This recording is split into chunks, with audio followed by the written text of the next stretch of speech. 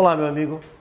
Estamos aqui para continuarmos a trabalhar com os chamados direitos fundamentais, que é o alvo do nosso estudo neste encontro.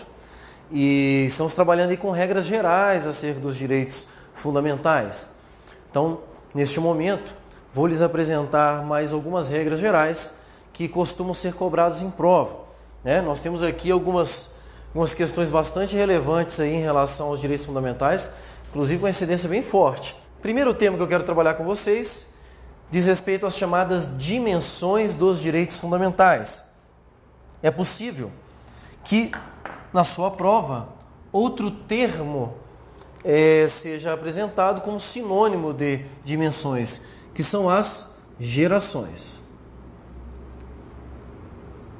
Se você encontrar gerações ou dimensões, tanto faz, são sinônimos. Só que a doutrina mais moderna tem preferido a utilização do termo dimensões, exatamente para evitar que se imagine que, por meio de gerações, uma geração substituía a outra. Quando nós falamos em dimensões, nós queremos dizer que o caráter dos direitos conquistados ao longo do tempo, eles têm um caráter de complementação. Então, uma dimensão foi complementando os direitos da dimensão anterior. Mas aí você pode estar pensando, Daniel, não entendi nada que você falou, porque eu não sei o que é dimensão, não é verdade? Olha só, dimensão dos direitos fundamentais é uma verdadeira análise histórica da construção desses direitos. Então, com o passar do tempo, a humanidade ela foi pleiteando, foi conquistando, foi lutando por novos direitos. E nisto a doutrina tem conseguido encaixar e dividir este período de conquista em dimensões dos direitos fundamentais. Nós vamos trabalhar com aquilo que há de mais moderno em termos de dimensões de direitos fundamentais, apesar de algumas delas não terem ainda sido cobradas em prova. Mas, por ser uma coisa mais recente, é possível que a qualquer momento você encontre na sua prova. Nós vamos trabalhar aí com 5 dimensões dos direitos fundamentais. A primeira dimensão dos direitos fundamentais é a chamada dimensão da liberdade. Como assim, Daniel, liberdade? São os primeiros direitos conquistados pela humanidade, os direitos de liberdade. São aqueles direitos que foram conquistados como o sentimento mais almejado à época. É só você se reportar historicamente, aquela matéria que a gente estudou na quinta série, sexta série, onde você tinha imperadores, você tinha em alguns lugares do mundo, pessoas que detinham todo o poder sobre o restante da coletividade. E isto permitia que essas pessoas poderosas excedessem esses limites ou a atuação do seu poder. Eles eram geralmente arbitrários. Um cara só, ele criava a lei, ele executava a lei e julgava quem não executasse aquela lei. Então, isso dava margem para a arbitrariedade muito forte. Por esse motivo, historicamente, nós podemos relembrar de vários acontecimentos que demonstraram este poder autoritário do Estado. O direito de primeira dimensão ele vem como um primeiro nível de direito fundamental, um primeiro grupo de direitos fundamentais que visavam impor limites à atuação do Estado. Então, quando você garante a liberdade ao indivíduo, o Estado passa a não poder interferir nessas liberdades. Daí a doutrina dizer que os direitos de primeira dimensão são direitos individuais. E por que individuais? Porque cada direito que foi sendo concedido no que tange a primeira dimensão objetivava atingir cada indivíduo em espécie dentro da sociedade. Daí o caráter individual dos direitos de primeira dimensão. Outra característica importante que a doutrina aponta é que os direitos de primeira dimensão, além de individuais, eles vão funcionar como uma verdadeira defesa.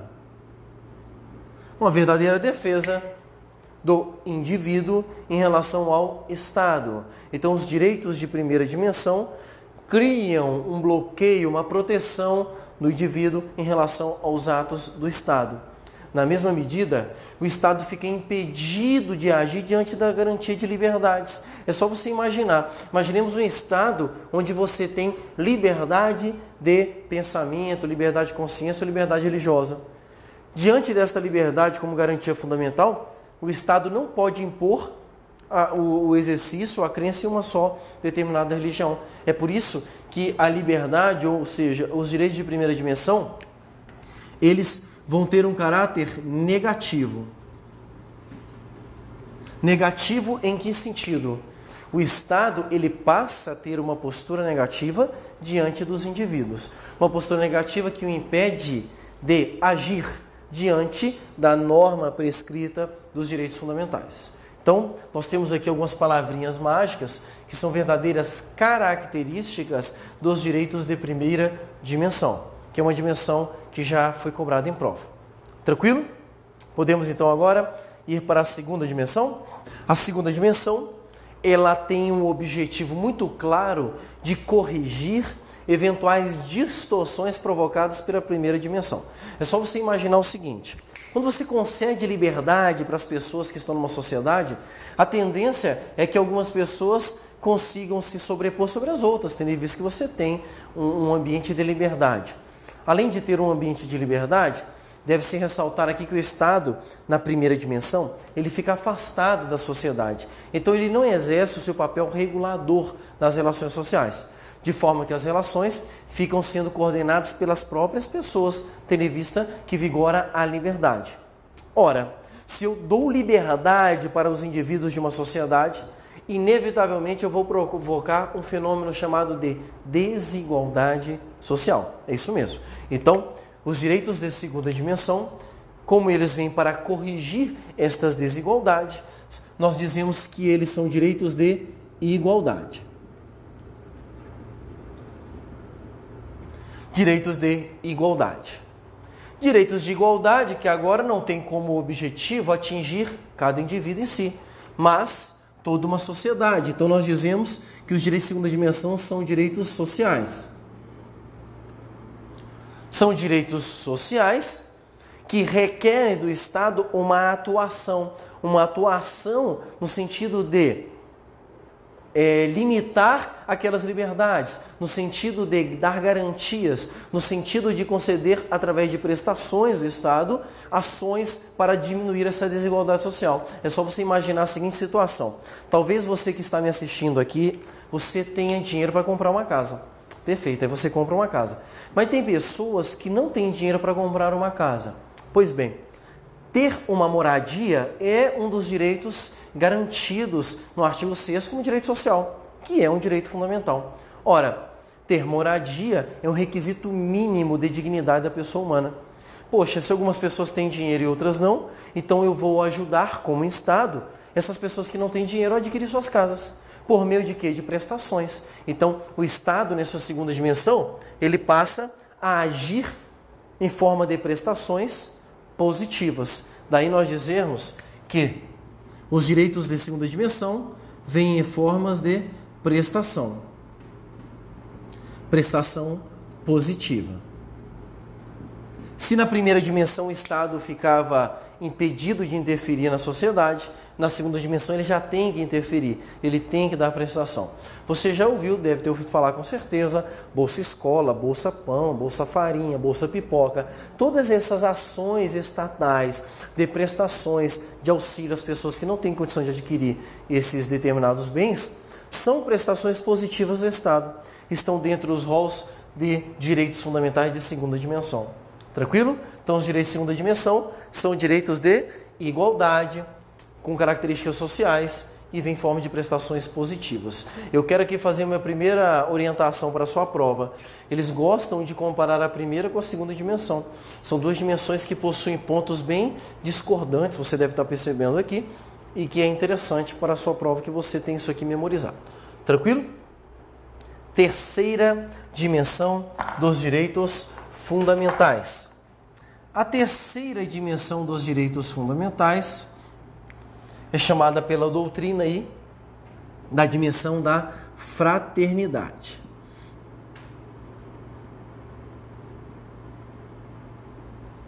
Basta imaginar que alguns dos direitos conquistados, tanto na primeira como na segunda dimensão, tiveram uma aplicabilidade maior em alguns países do que em outros.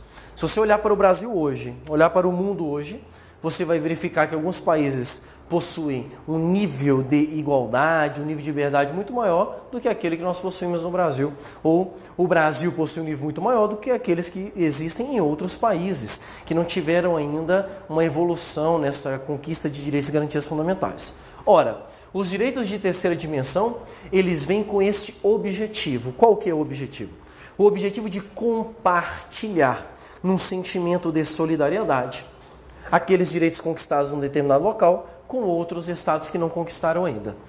E essa questão, eu particularmente acho que vai ser uma questão muito bacana para as provas. Por quê? Por causa do momento que nós estamos vivendo hoje no mundo. Quem não está acompanhando aí a Revolução Árabe que está acontecendo em vários países do mundo? O que as pessoas estão lutando? Pelo que elas estão lutando? Pelo que elas estão brigando? Elas querem garantia de direitos fundamentais mínimos. E um dos direitos mais pleiteados ali é exatamente o direito de participação popular, o direito à democracia. Então, este fenômeno que é influenciado pelos países que já conquistaram esses direitos, ele passa a ser uma característica desta evolução dos direitos fundamentais. Então, a terceira dimensão, ela permite que os países que já conquistaram alguns benefícios compartilhem com aqueles que ainda não conquistaram esses direitos. Então, nós dizemos que são direitos de terceira dimensão, como, por exemplo, a preservação do meio ambiente, ou então o desenvolvimento da humanidade como direitos de terceira dimensão, direitos que foram conquistados em regiões e que devem ser conquistados por todos os povos da humanidade. Tranquilo? Aqui, nós temos aqui mais uma observação para a sua prova. Se você observar da primeira, segunda, terceira dimensão, nós temos aqui 3 palavrinhas interessantes para que você possa memorizar. Liberdade, igualdade e fraternidade. Os direitos de primeira, segunda e terceira dimensão são iguais ao lema da Revolução Francesa. Liberdade, igualdade, fraternidade. Então fica fácil para você memorizar quando você estiver estudando. É só você lembrar do lema da Revolução Francesa. Tranquilo? Temos ainda a chamada quarta dimensão dos direitos fundamentais, que ainda não tem aí um conceito muito pacífico na doutrina. Tem doutrinador que fala de um jeito, tem doutrinador que fala de outro. Mas o que é importante para a sua prova, pelo menos até o presente momento, é que você saiba que existe essa quarta dimensão e que a melhor doutrina tem classificado como a geração da globalização dos direitos fundamentais. Globalização dos direitos fundamentais.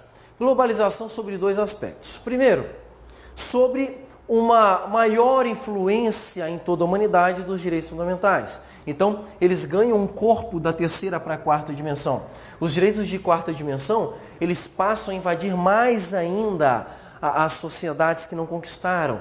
O melhor exemplo, e até que eu já até comentei um pouco, é dessa crise que está ocorrendo com os países ditatoriais, em que a sociedade busca pela democracia. A democracia é um nítido direito de quarta dimensão, porque ela é fruto desse desejo social, desse desejo coletivo de participação popular da vontade do Estado. Então, alguns países conquistaram a democracia, outros não. Aqueles que não conquistaram estão se esforçando para adquirirem uma melhor efetividade desses direitos.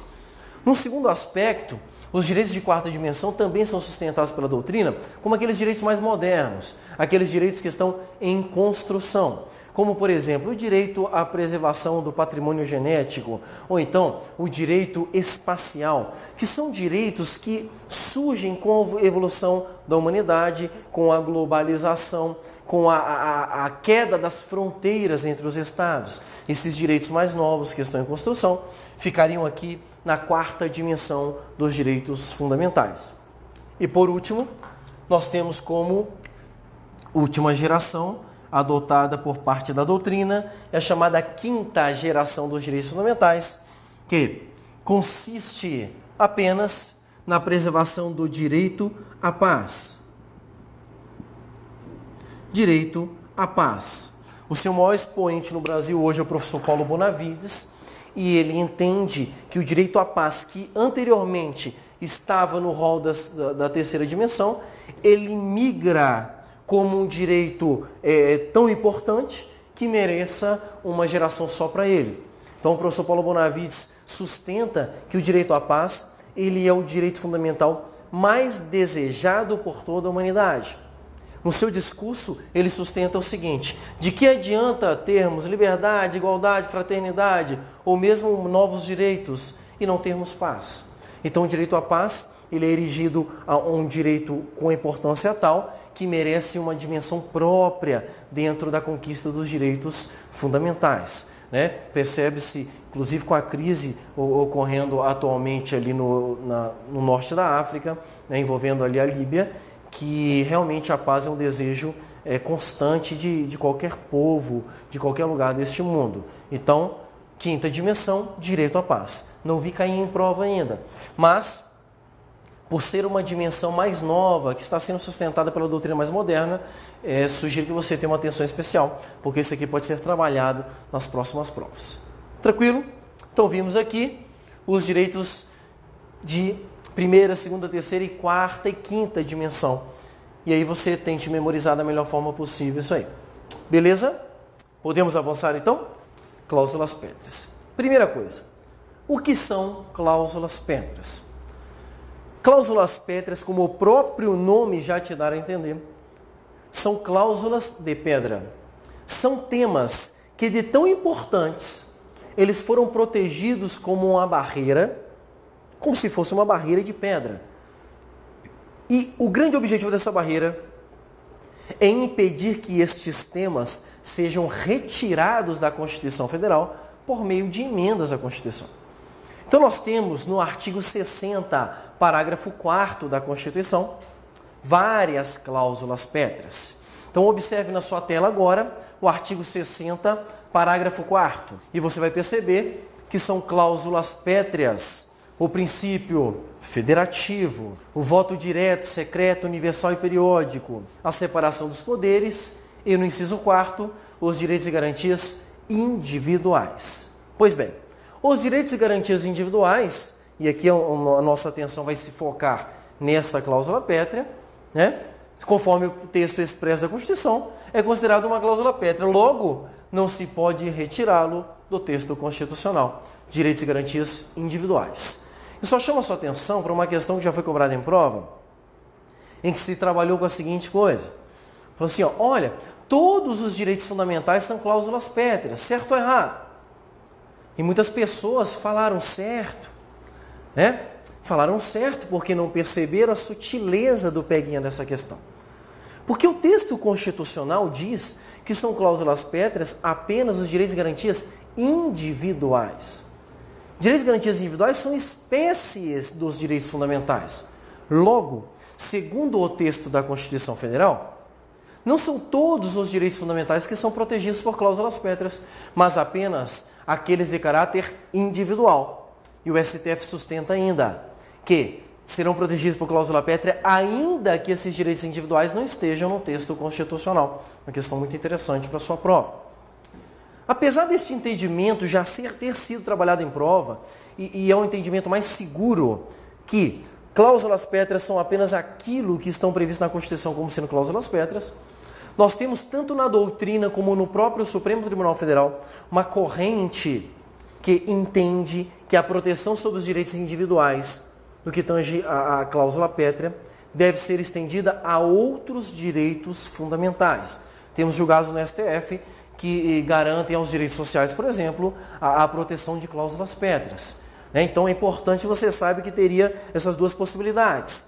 Nós temos aí no texto constitucional como cláusula pétrea direitos individuais.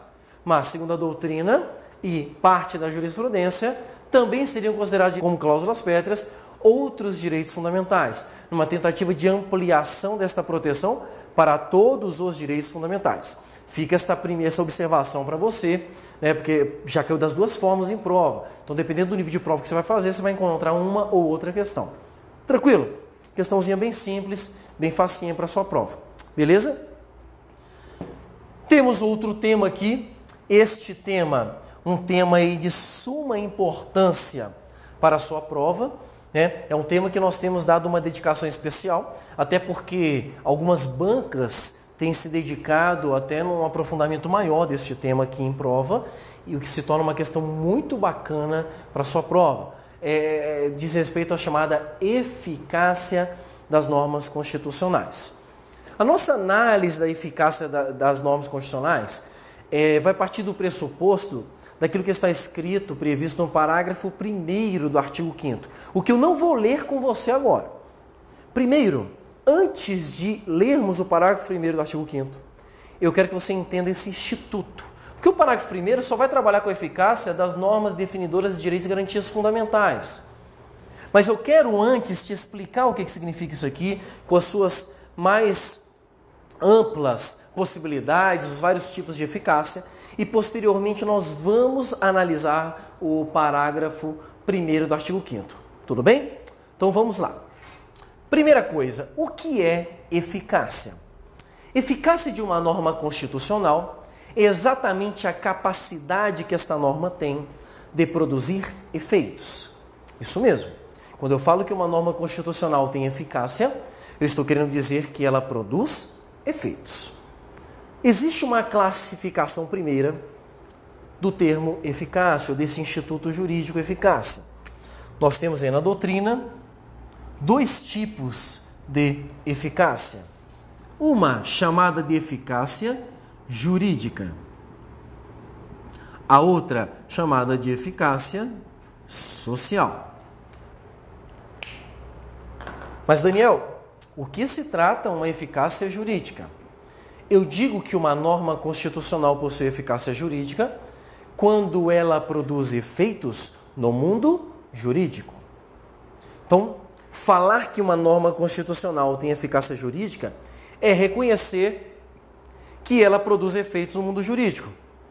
Ora, se eu estou me referindo à eficácia de uma norma constitucional, então já é possível compreender que o efeito que essa norma constitucional tem é como norma fundamental de todo ordenamento brasileiro. Significa dizer que se uma outra norma abaixo da Constituição for produzida e ela, porventura, esteja contrariando o disposto no texto constitucional, o texto constitucional, por possuir eficácia jurídica, vai expulsar do ordenamento jurídico esta norma. Por quê? Falar em eficácia jurídica da norma constitucional é falar que ela tem poder sobre qualquer outra espécie normativa produzida no direito brasileiro. Ficou claro isso aqui? Tranquilo? Isto é eficácia jurídica. A norma constitucional também pode ser classificada segundo a sua eficácia social. E o que significa eficácia social?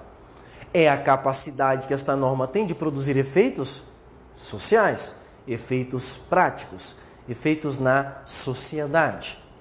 É aquele dispositivo constitucional que, quando aplicado, ele produz efeitos imediatos ou efeitos práticos na sociedade. Ficou claro isso aqui? Então, essa é a diferença entre eficácia social e eficácia jurídica. Atenção para o que eu vou lhe dizer, porque isto se torna muito importante para a sua prova. Toda a norma constitucional possui eficácia jurídica. Mas nem toda norma constitucional possui eficácia social. É isso mesmo. Quando eu olho uma norma constitucional, eu tenho sempre partido do pressuposto que qualquer norma que esteja prevista na Constituição, ela possui eficácia jurídica. Ela pode alterar o ordenamento jurídico, ela tem força normativa. Mas nem tudo que está escrito na Constituição vai funcionar na prática, vai possuir a chamada eficácia social. Tranquilo? Então nós vamos ver agora alguns níveis de eficácia social que existem no direito brasileiro. Vamos seguir a classificação adotada pelo professor José Afonso da Silva, que tem sido adotada em provas de concurso público. Não que as outras classificações não possuam a sua relevância, a sua importância, mas o nosso objetivo aqui é prepará-lo para concurso público. E como nós já dissemos, o nosso estudo ele tem que ser focado. Então a classificação que eu vou passar para vocês é a classificação segundo o professor José Afonso da Silva, que divide a eficácia social em 3 tipos.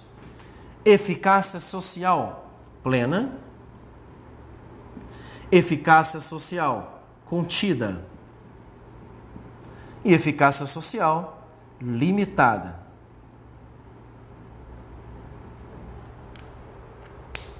O que é uma norma constitucional com eficácia social plena? É uma norma com eficácia social plena, aquela que é auto-aplicável. Ela possui aplicabilidade automática. Está prevista no texto constitucional, já produz efeitos automáticos. Falar de uma norma de eficácia social plena é também dizer que, além de auto-aplicável, ela possui aplicabilidade direta, imediata e integral. E atenção para essas palavrinhas que eu lhe disse, porque eu costumo chamá-las de palavrinhas mágicas de concurso. Então esta é a norma de eficácia social plena. O que é uma norma de eficácia social contida? Norma de eficácia social contida é aquela norma que é auto-aplicável, ela possui uma eficácia imediata. É aquela norma que, quando você lê dentro da Constituição Federal, ela produz efeitos. Contudo, estes efeitos poderão ser restringidos posteriormente por outra norma. Eu gostaria de ler um inciso contigo dentro da Constituição Federal, para que você entenda como é que é utilizada esta norma de eficácia contida. Preste atenção neste inciso que vai aparecer na sua tela agora. É livre o exercício de qualquer trabalho, ofício ou profissão, atendidas as qualificações profissionais que a lei estabelecer. Este inciso exemplifica o que é uma norma de eficácia contida. Por que ele diz que isso aqui é uma norma de eficácia social contida? Perceba que no primeiro momento ele te dá liberdade de escolha da sua profissão. Ela fala, olha, é livre a escolha profissional. Significa dizer que você pode acordar com 18 anos de idade e escolher qualquer profissão. E aí você sai de casa, né? O seu pai já te deu aquele arroxo, fala assim, ô vagabundo, levanta a bunda dessa cadeira, levanta a bunda do sofá, que agora você nem é estudante, nem é nada. Você precisa começar a trabalhar, vai viver. Aí você acorda e fala assim, caraca, eu não pensei na minha vida, o que eu vou fazer quando crescer? Eu esqueci de pensar nisso. E agora eu vou procurar um emprego. E aí você sai de casa e vai procurar um emprego. E de repente você olha uma lojinha de R$ 1,99 e tem lá, temos vaga para vendedor. Aí você fala, deve ser legal trabalhar ali. Aí você vai lá, se candidata e começa a trabalhar como vendedor. Eu pergunto, você com 18 anos, você pode trabalhar como vendedor de uma loja? É lógico que sim, não existe nenhum requisito especial. Só que aí você começa a trabalhar naquela loja e fala, não gente, é muito ruim trabalhar aqui, fica com a mão toda suja de dinheiro, o tempo todo dando um troco de R$ 1,99. Não quero mais trabalhar aqui. Aí você sai desta loja e vai procurar outro emprego. Aí você passa no posto de combustível e vê lá, precisamos de frentista. Ora, que dificuldade ou que requisito a mais seria necessário para ser um frentista? Com todo respeito aos profissionais dessa área. Basta saber pegar na mangueira, abastece o carrinho, tudo tranquilo. Aí você vai lá e se candidata para esse emprego. Beleza, você está lá e você fala, não gente, que horrível, eu fico todo fedidinho.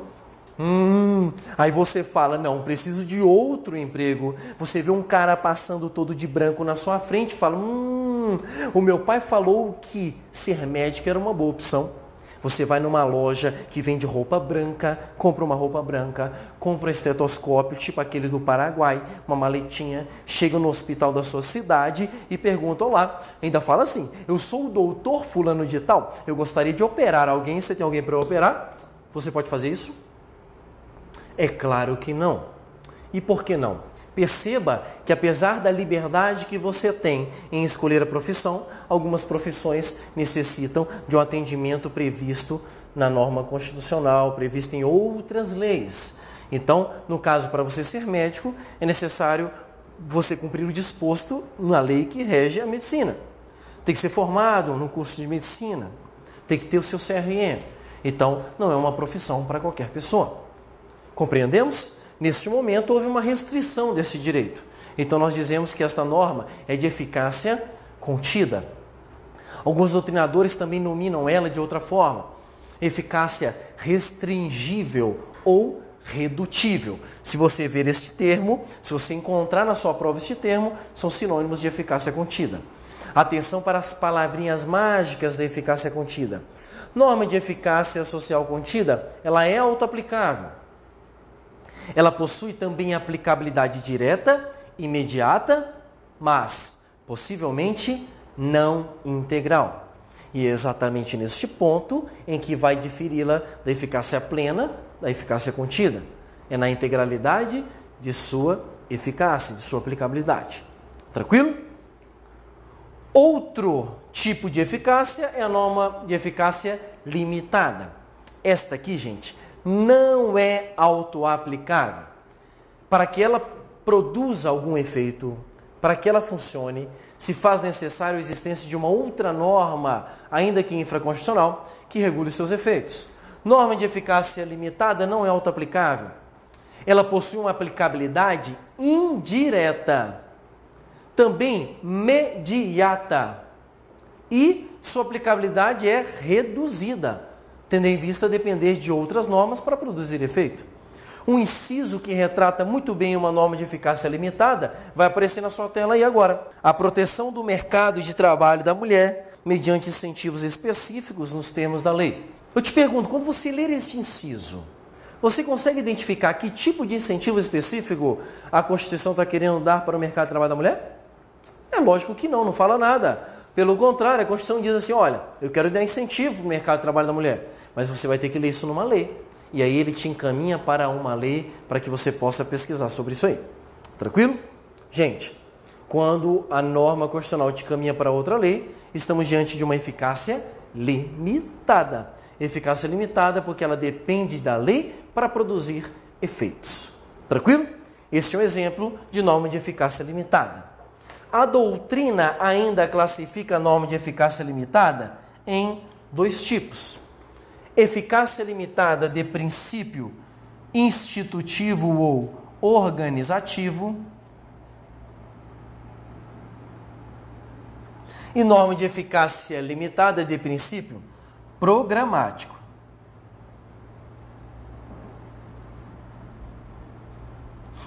A norma de eficácia limitada de princípio organizativo ou institutivo é aquela que visa organizar ou instituir alguma estrutura dentro da Constituição Federal.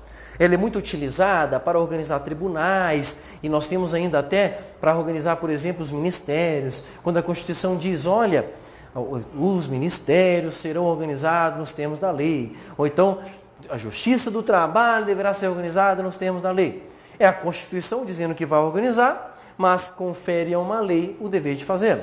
Por isso, organizativo. Temos também as normas de eficácia social limitada de princípio programático. Todas as vezes que você encontrar uma norma de eficácia social que tenha como objetivo introduzir uma norma de proteção social, você está diante de uma norma programática. Este inciso que eu li, o inciso 20 do artigo 7º, é uma norma de eficácia social limitada de princípio programático, porque visa instituir um programa social. É nisso que você difere a eficácia limitada institutiva da eficácia limitada programática. Tranquilo? Feitas essas considerações sobre eficácia, eu consigo agora ler com você o parágrafo 1º do artigo 5º, que aparece na sua tela agora. As normas definidoras de direitos e garantias fundamentais têm aplicação imediata. Pois bem, quando eu leio este parágrafo 1º, eu te pergunto, que tipo de eficácia a Constituição quis dizer que as normas definidoras de direitos e garantias fundamentais possuem? Parabéns para quem conseguiu fazer a conexão com a nossa análise. Quando ele diz que tem aplicação imediata, ele está querendo dizer que as normas definidoras de direitos e garantias fundamentais ou são de eficácia plena ou são de eficácia contida. Isso mesmo. Aí você pode estar pensando, não é, Daniel? Mas você acabou de ler um direito fundamental que tem eficácia limitada. Como é que fica este problema? Eu sigo a Constituição ou eu sigo a prática? Muita atenção. Se porventura cair na sua prova a cópia do parágrafo 1º, você não tenha dúvida, marque correto. Por quê? Porque ele está copiando a literalidade da Constituição, sem problema algum. Entretanto, sou examinador, aquele examinador feito em laboratório que quer te sacanear. ele objetivar te pegar, saber se você estudou mais e falar assim, olha, todas as normas de direitos fundamentais ou são de eficácia plena ou contida. Você vai marcar o quê? Errado, é lógico que está errado. Por quê?